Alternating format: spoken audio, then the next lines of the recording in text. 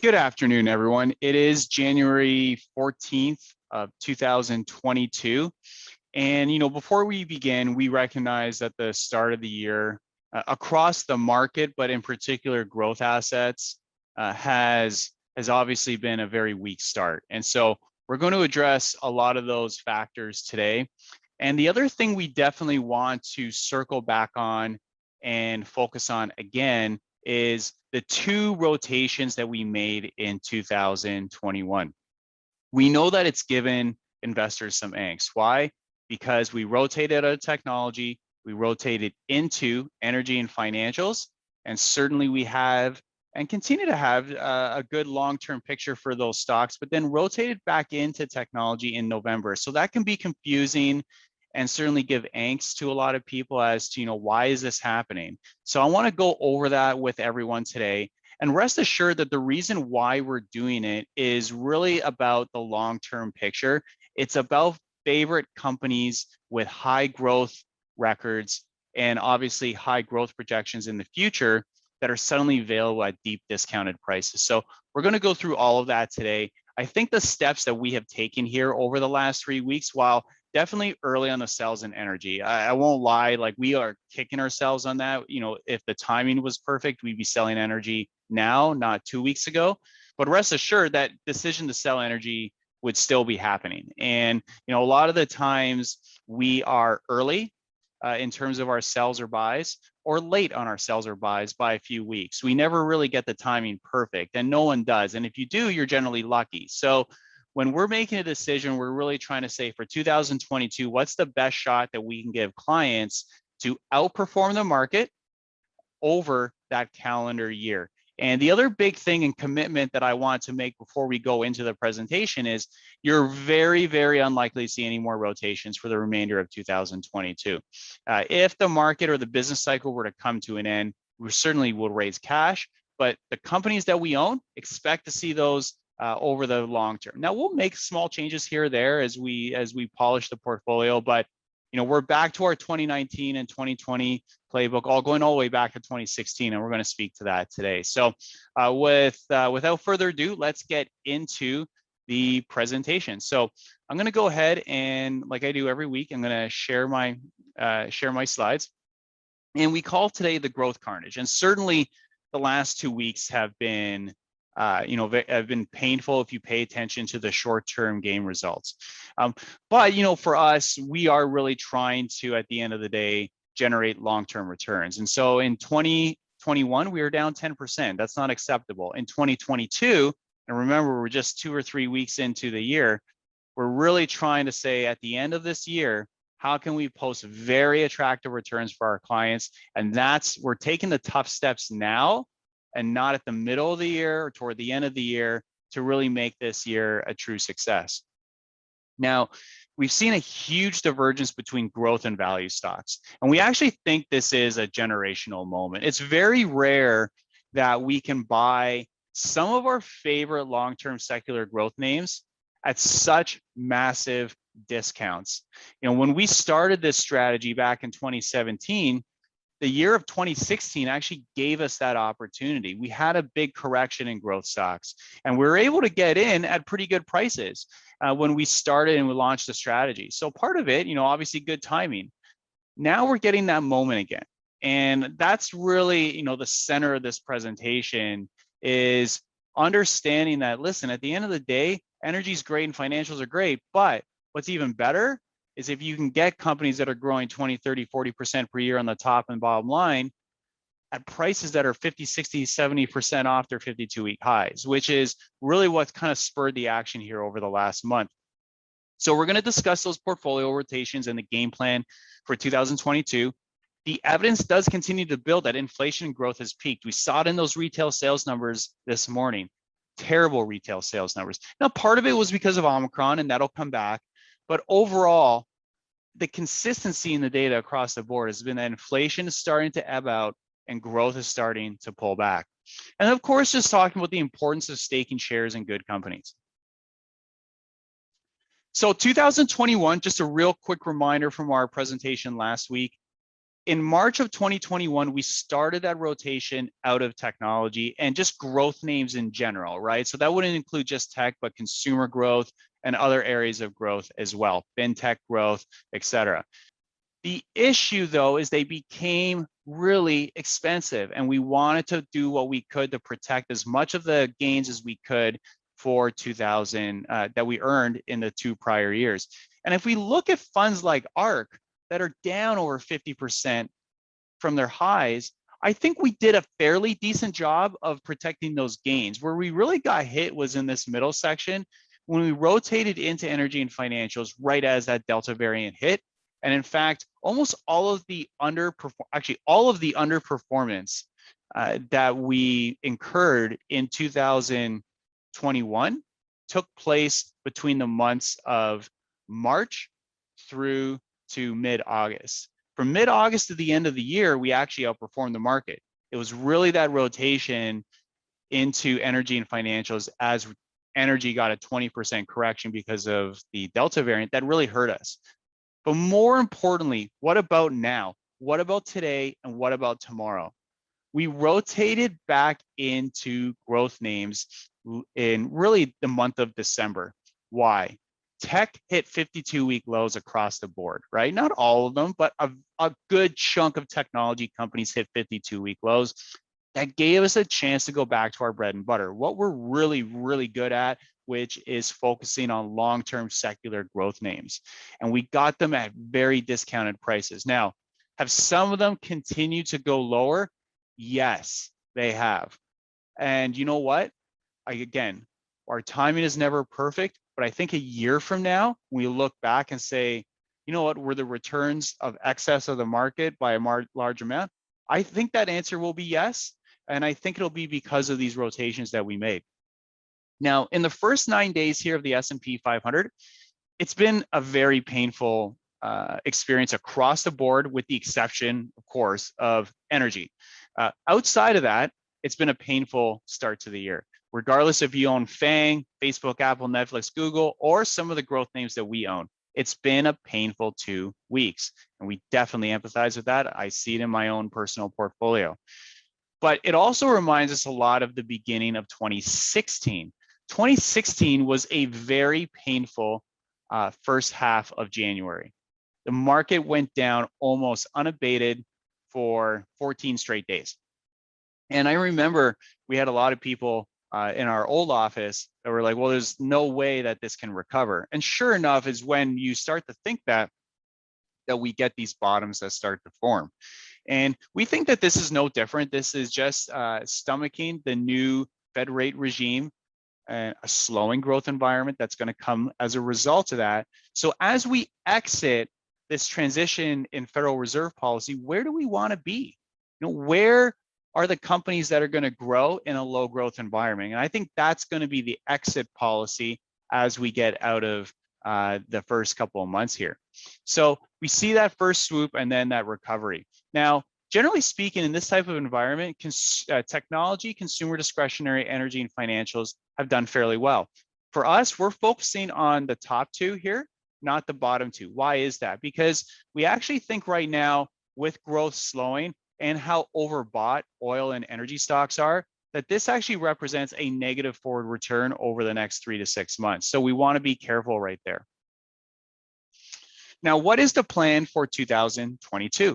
We want to stay focused on long-term secular growth stocks. Now, I know that the 2 rotations in 2021 have posed the question of, well, will they just rotate again? And the answer is no. We have bought these stocks deep discounted like we did back in 2016, at the beginning of 2017. And if you ask our long-term clients, they'll tell you from 2017 to really the January or February of 2021, there was no real whole lot of trading activity outside of just an odd name here or there. And so I think this is a 2017 moment again. And so we want to stay focused on those long-term secular growth stocks. And we are preparing for slower growth, lower inflation with a rotation back into these discarded growth businesses. Don't expect any more rotations. You have my word on that. Only rotation we would do is maybe use cash as defense if we saw recessionary risk rising, which we do not see at this point.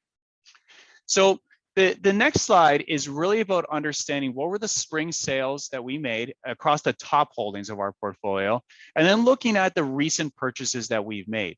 If I had to summarize things succinctly, it would really be that we sold technology stocks when they were very, very high. They've come down in price, and now we're buying back a lot of growth businesses at very deep discounts, right? So when we think of what it takes to be successful long-term in investing, it's about, at the end of the day, being an owner in the economy, not a consumer in the economy. And when we are an owner in the economy, what we want to do is be able to stack shares at lower average prices when they come down. And so what we saw here was, our top holdings, Peloton, DraftKings, Zoom, DocuSign, Snap, Okta, Trade Desk.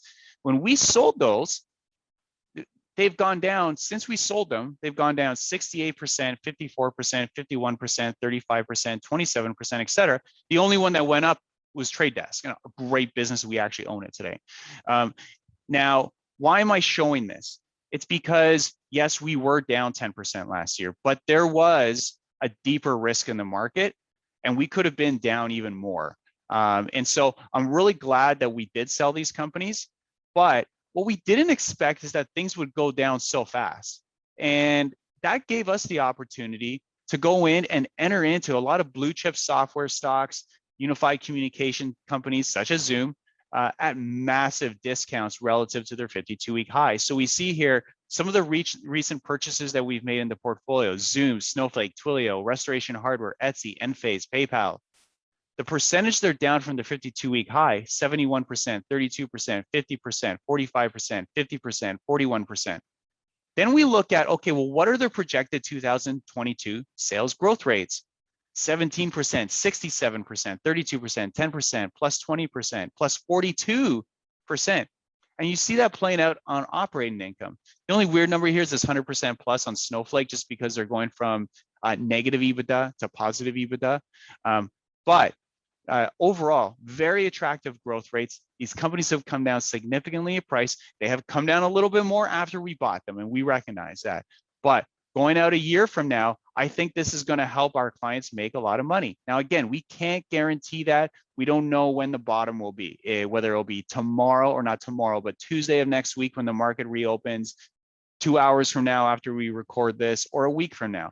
But we're very confident 12 months from now, these are going to be a basket of secular growth companies that, clients, I think, will say, yeah, we were maybe a week or two early, but we got some pretty damn good prices. And I think that's really, at the end of the day, what we're all about. So what do we own right now, and why do we own them? So within the consumer brand space, we own Restoration Hardware, MGM, Marriott, and Live Nation. These are names that we think can generally benefit from the continued reopening of the economy. MGM today recently got some good news in terms of being able to reopen in Macau. And we look at Restoration Hardware. Those more luxury brands tend to do better when there's price pressure such as inflation, because they can pass those price increases with less friction to their end consumer. And of course, Live Nation and Marriott for obvious reasons. Then we shift to our global e-commerce leaders such as Shopify, Uber, PayPal, Coinbase, SoFi. These, at the end of the day, are giant companies, multi-billion market cap, safe balance sheets, that are leaders in each of their respective secular growth categories, right? So whether we're talking about the backbone of the e-commerce economy, which is Shopify outside of Amazon, talking about Uber, we all know how we and what do we do when we use Uber. And Uber is really a company that's about to enter an era of profitability, and we want to be around for that inflection point. PayPal, Coinbase, and SoFi really center around that digital asset economy. We want to be partners with them on that. We go to the cloud software titans. We talk about Adobe, MongoDB, Twilio, Snowflake. Again, these are the software leaders in the space. Companies, IT budgets across the board continue to increase. There's been this fear that COVID has caused this demand to be pulled forward. We're not seeing it in the IT surveys. Morgan Stanley recently did a survey going across their chief technology officers across the economy, and budgets continue to increase for cloud services. Cybersecurity, we all know that's highly important. We're focused on the leaders there, Okta and CrowdStrike. Metaverse leaders, we think this is an emerging economy here. Unity Software and Roblox is where we're focused on. And then of course the digital arms dealers such as Zoom and Trade Desk. We still use Zoom. We use Zoom every single day. Why? Because it creates a ton of value for our advisors and our clients, and allows us to reach more people than we ever could in the past. And really at the end of the day, Zoom continues to consolidate its competitive advantage, and we expect that to continue. Trade Desk, again, outside any ads that are placed outside of Amazon, Google, Facebook, almost everything goes through Trade Desk outside of that. So when you see an ad on CNN.com or on Fox News or on ESPN, most of those, the vast overwhelming majority, are placed through the Trade Desk platform. And we think that digital advertising space is just going to continue to grow like weeds, ladies and gentlemen. And then of course the social consumer platforms, Airbnb and Etsy.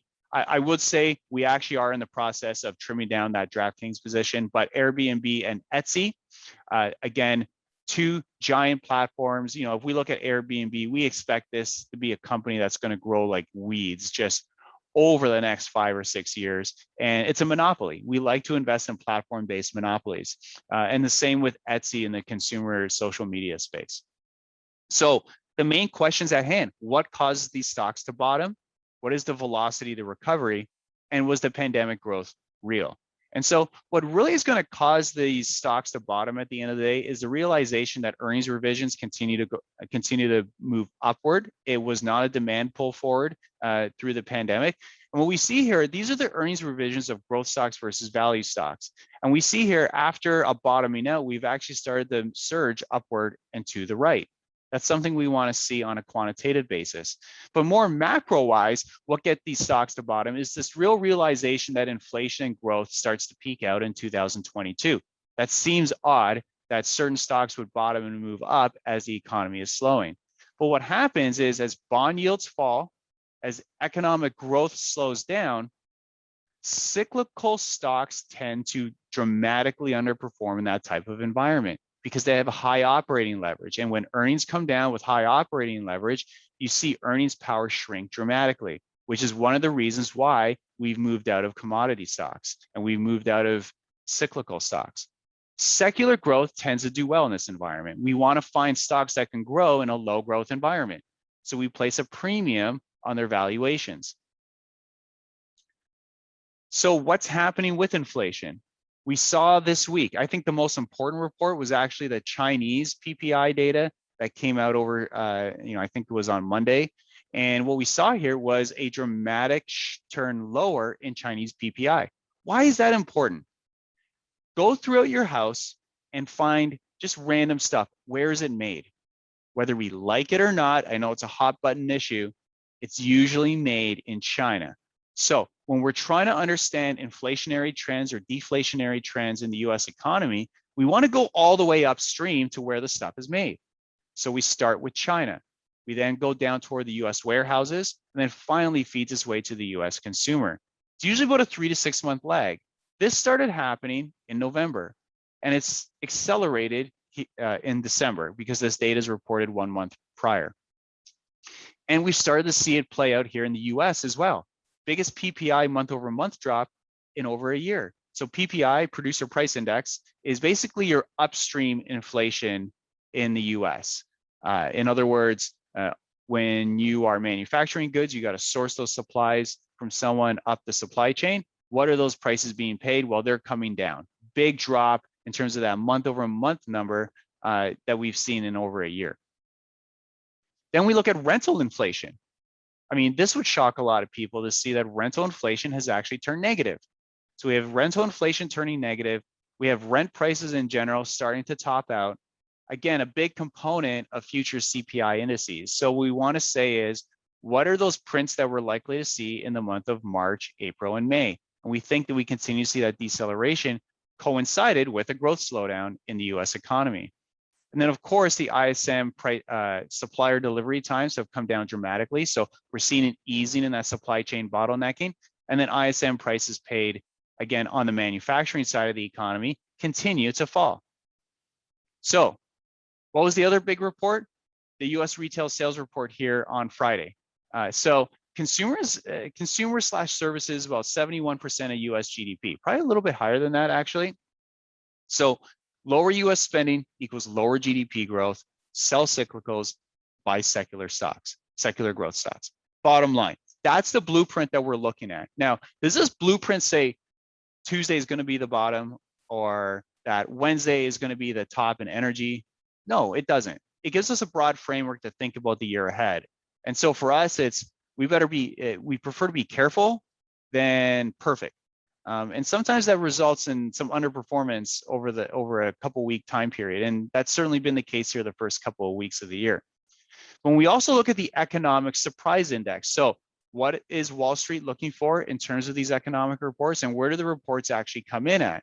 So when, let's say, GDP is expected to come in at 5 and it comes at 4.5, well, that's what we call a negative surprise, and it adds to this chart going down. So what we do is we take, or not we, but these reports take all of the data points across the economy, say, are they coming in better or worse than expected? And what we see here is, again, a rolling over, is that the economy is starting to disappoint forecasters. And we actually see this in the yield curve as well. So again, not a lot of people paying attention to the yield curve right now, paying attention to that 10-year yield sitting at 1.72%, but the yield curve is starting to flatten out. Where do you get your big cyclical recoveries? Well, you get your big cyclical outperformance when you get big sharp turns higher in the yield curve, right? We saw that throughout last year, especially in this first part of 2021, where oils and steel stocks and everything ripped. We had this underperformance with Delta. Then we had that recovery in energy, which a lot of us enjoyed. And then more recently, we've had this flattening of the yield curve. Now, jumping over to IT, if we look at, right, what are the priorities of CIOs, so Chief Information Officers? So 12.3, cloud computing remains the #1 priority, followed by security software and then digital transformation. How are we playing that? Through cloud computing. We're doing that through Snowflake, Adobe, MongoDB, and Twilio.